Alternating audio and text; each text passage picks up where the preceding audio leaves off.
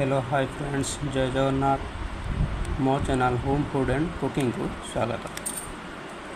आज तैयारी करिया पारंपरिक भाव में शिलबटा तैयारी बिरी बड़ी। प्रथमे बिरी को 6 ରୁ 8 घंटा पर्यंत बतुरी नेबे। बिरी को भल भाव में चोपा छड़ी धोई नेबे एवं पाछिया साहाଯ୍य ताकू छांकी नेबे। छांकी नेला परे बिरी को भल भाव चिक्कण कर बाटी नेबे। कहीं चिक्कण कर बाटी नेले बड़ीटी मुसमुसिया लगी थाए।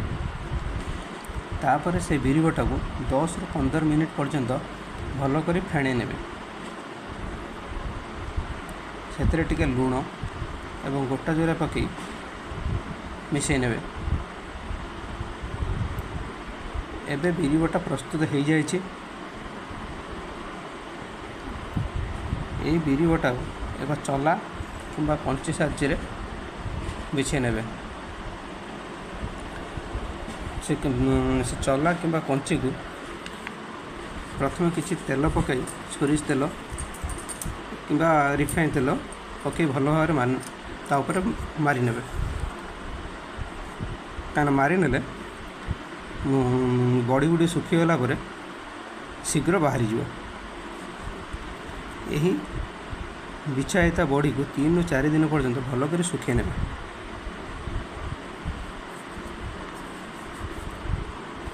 एबे प्रस्तुत हो गला बिरी बड़ी। जदि आपको ये वीडियोटी भल लगे लाइक शेयर और सब्सक्राइब करने को भूलिए नहीं। जय जगन्नाथ।